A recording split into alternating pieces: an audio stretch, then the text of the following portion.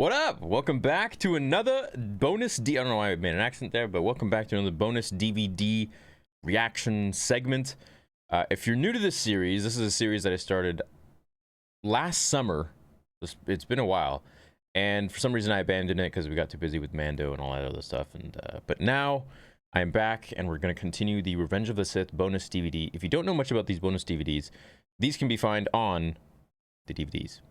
You won't really find these on Disney Plus or anything like that. These are lost relics in time. I feel like, you know, here's the jacket itself, and when you open it up, you get the first disc and the second disc, which is obviously in the drive right now, and it's got Yoda on the front of it. Now, these bonus DVDs have tons and tons and tons of footage, and extra bits, extra deleted scenes, commentaries, documentaries, featurettes, everything. Many hours of my life as a little boy. I was 9 years old when episode 1 came out, so I was a little kid. I was a teenager when the prequels came out, essentially, when episode 2 and 3 came out. And I spent hours watching these behind-the-scenes documentaries and DVDs, almost as much, maybe if not more, than the movies themselves. You learn so much, they're so engaging, they're so fun, and if you're into that kind of stuff, then you're into that kind of stuff. So let's continue the series. Let's finish episode 3. We're not going to finish it today. We're going to go over a few things today, and then we can go into episode 4, episode 5, episode 6. Because those are the ones that I actually have not seen too much of the bonus footage. So without further ado, I feel like I've talked enough. Let's start with I already did 2 of these for Revenge of the Sith. I did the Chosen one. You can go check it out. It's the Hayden Christensen featurette, I think I called it. And then also the Obi-Wan, Becoming Obi-Wan or something like that. So we will start with the stunts. This one right here, I wanted to do it, but it's an hour and 8 minutes, hour and 10 minutes long. We can do this another day. Within a minute, the making of episode 3. So look out for that video. It's going to be over an hour long, and it's going to be chock full of so much stuff in here. If this gets copyrighted for music, by all means, I hope Lucasfilm takes the money. I'm just doing this for fun. I hope you guys can interact with me, join with me, and let's just learn a little bit about Star Wars and the prequels and everything that went into making the process of these beautiful, beautiful films from George Lucas. So here we are. Let's go.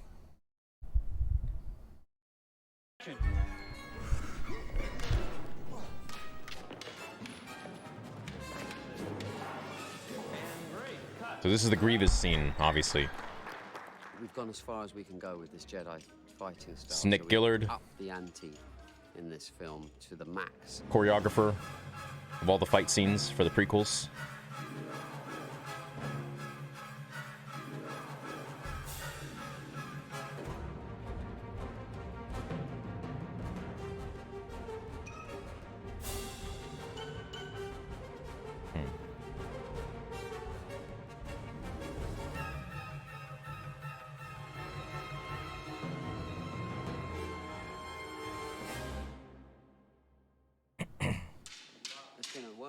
When I first got the call from Rick, of course, like anybody would be, I was really excited. I was luckier than most. I managed to get to the ranch and talk to George and find out who was fighting who, so I kind of had a bit of a heads up, and then got out here and started.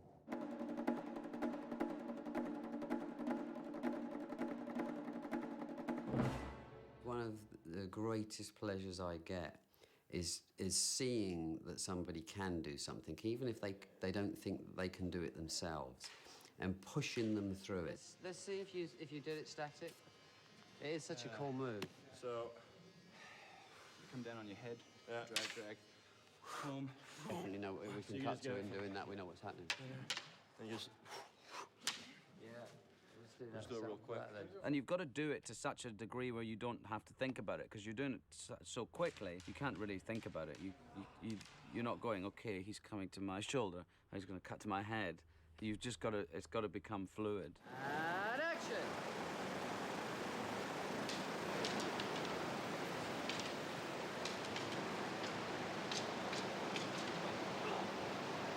Good. We always test shoot everything ahead of time. One of the main reasons is that we never get onto a set because they're knocked down and built as we go. So I get the blueprints from the art department. Go in there and the corridor just gets smaller. Or I can just put up a little marker at the end. Yeah. And we mark them out with tape on the floor in our rehearsal room. And we have to know when we're going through doors, we have to know when we're going to turn left and right. Turn over. To match the set, because otherwise you're turning straight into a wall. So we test shoot everything, just to make sure that when we get on the set for the first time, you know, it'll happen. Action. This is so confusing with the blue screen everywhere.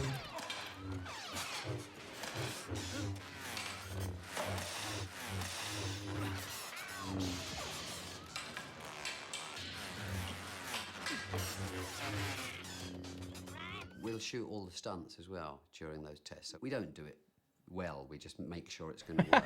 It might be that those become digital stunts, and then those tapes are used as reference. Looks like a wire work. Is it? It is on, yeah, there's a rig thing. Doesn't look real. Or if we're doing the stunt in and out, and he's doing a digi-double in the middle, he can work out exactly how that's going to go for him. That's right, but he's got to, when he does his second kick, comes up, he hits, and he springs himself back. Yeah, we could maybe lift him, if we're just doing the first bit from there. Yeah, that would work. Yeah? And then you can do the second bit. Fantastic.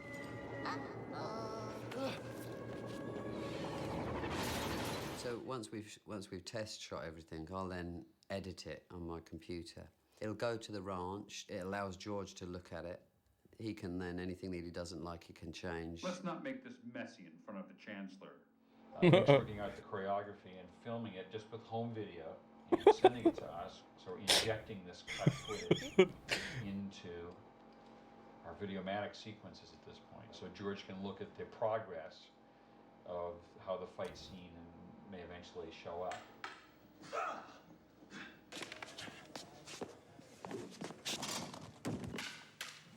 Oh, that's...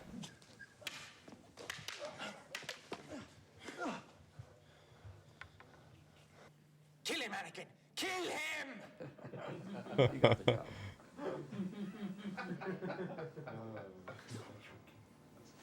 I've always tried to get a moving representation of what that storyboard should be.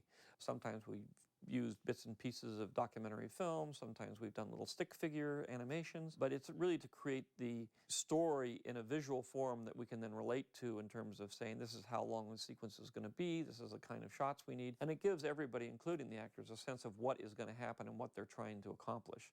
It's very important for him to be able to use the test footage that he shot to develop what both Obi-Wan and Anakin are actually physically and emotionally going through. It was important to Nick that he instilled a story to the fight so that there was an exchange of power, and my character's meant to be the chosen one, and supposed to be, you know, one of the better Jedis as far as fighting goes, and that was sort of, I think, a difficult thing to get around, so that it didn't make one of us look substantially weaker than the other, and I think he kind of balanced it just perfectly. Hayden in this film has moved up to a level 9. He's gone past Obi.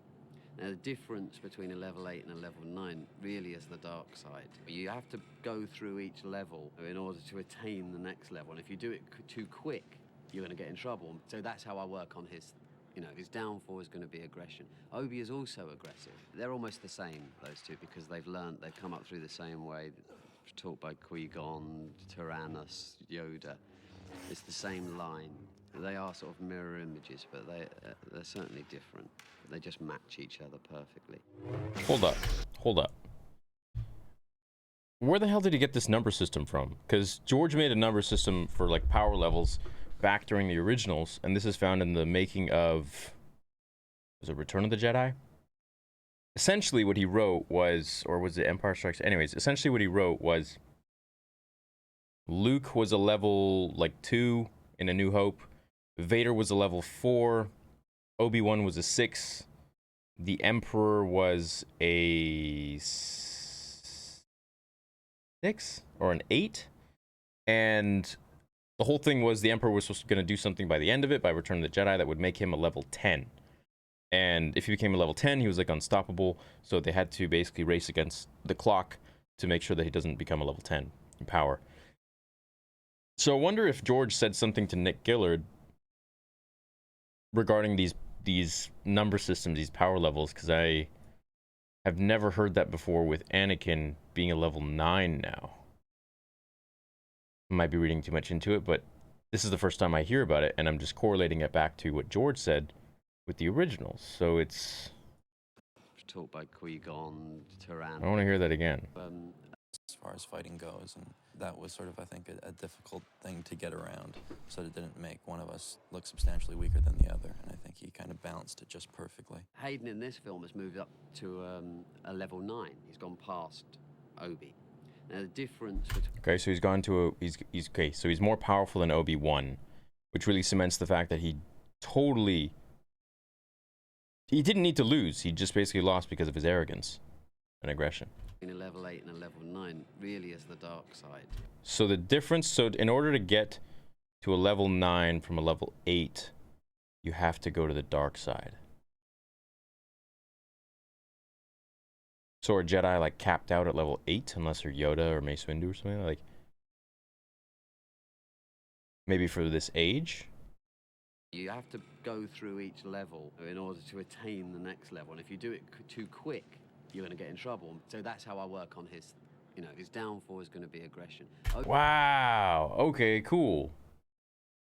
That's sweet. You know, that makes me think of my braces. So I got those invisible braces, and you're supposed to like switch your trays every 2 weeks.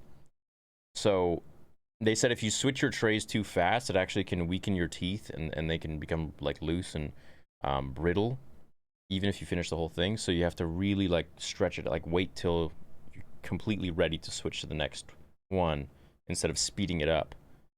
So that's kind of interesting. He is also aggressive. They're almost the same, those two, because they've come up through the same way. Taught by Qui-Gon, Tyrannus, Yoda. It's the same line. They are sort of mirror It's cool, man. but they're certainly different. Regardless, they signed off to put that information in here, so On this, there's much more action than in the previous two. I tried to get a load of stomp people in.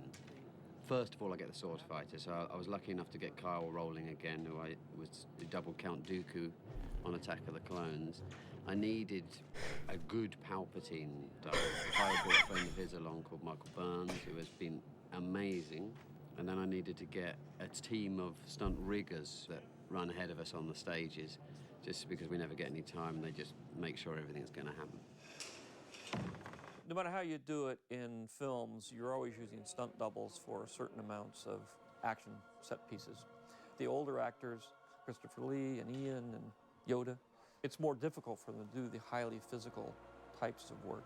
So you use a combination of stuntmen and the actors to create the sword fight in a way that is, you know, realistic and looks good. And then occasionally, the advantage we have now is that we can put digital faces on the stuntmen and we can go closer in on them. We don't have to sort of hide their face and everything the way we used to, and that's a huge advantage. But you still need the stunt performer to do the work.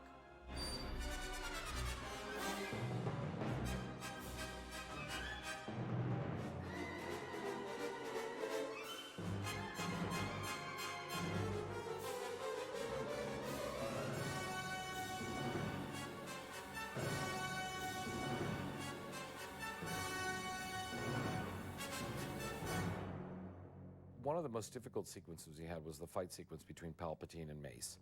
It was always our idea to use the two stunt doubles to do the majority of the work, but George really was reluctant to do that. The thing of it is the fight has to be changed. You can't change Ian, you got to change the fight. He wanted to be close up. He really wanted to be right in Mace's face, and he really wanted to be on Ian. So there was confusion on the day that we actually began shooting. There are places in there where they're not fighting, where they just move in and stuff. I thought that's what we would do the fight. Well, I think we can do a digital face, but I don't think we can do it like, you know, in a waist shot. And virtually, Ian and Sam had to learn everything. Shoulder. They're ready. He's moving on you, Sam. He's moving in. I'm watching, baby. Back up. Got my hands going. All right. It was a testament to Nick again and his ability to be able to think on his feet and really be able to solve the problem. And we suddenly got the film back on track after about 30, 35 minutes of discussing what it is that we needed to do. All right, start. Ready, And action. Oh, you could tell right there. The face, I don't know if you guys caught Something that. happens to our actors when they work with Nick. He makes stunts fun for them, so there's no fear factor whatsoever.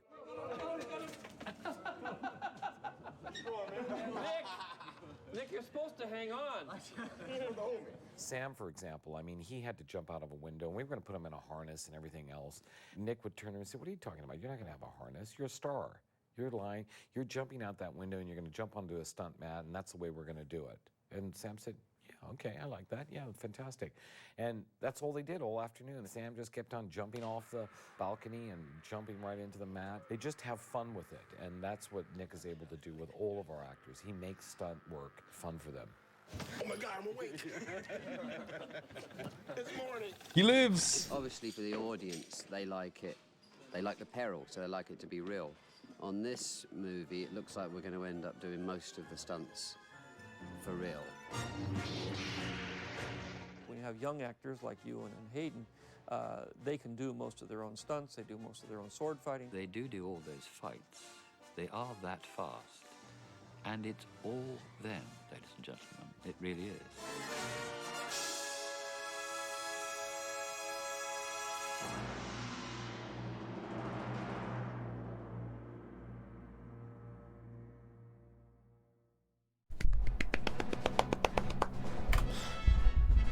I don't really remember that one. I don't remember watching that one.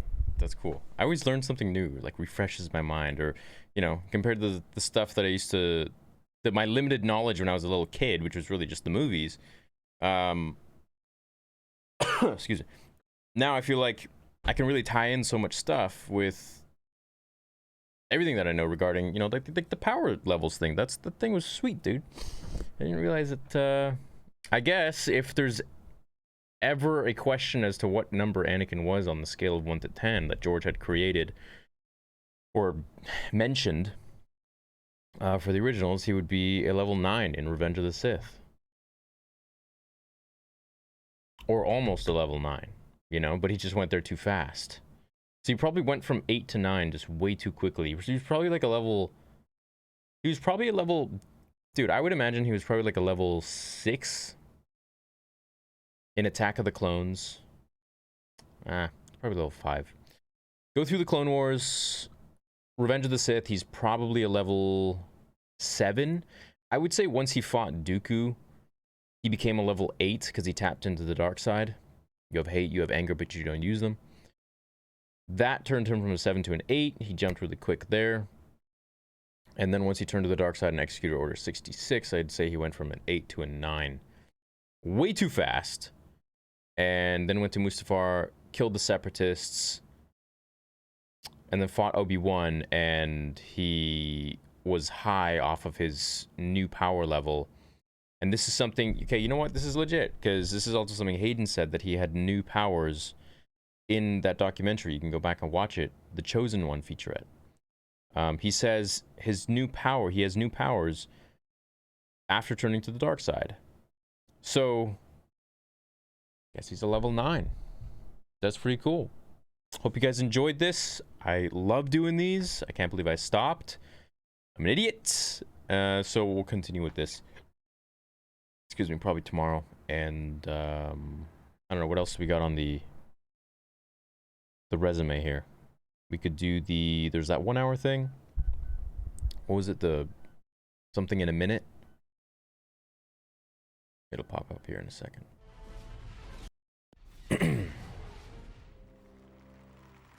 Within a minute, the making of episode 3. So you click on this and it's like an hour and 8 minutes long. We've done this one.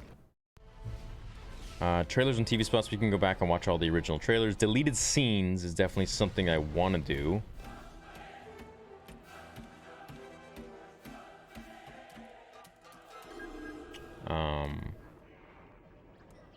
Right. Grievous slaughters Shaak Ti during the Senate. Deeds of rebellion. Confronting the Chancellor. Wait, what? There's a deleted scene for this? I want to watch that right now.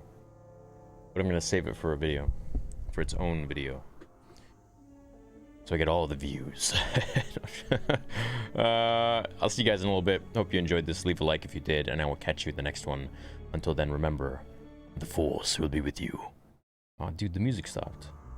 Always. Bye.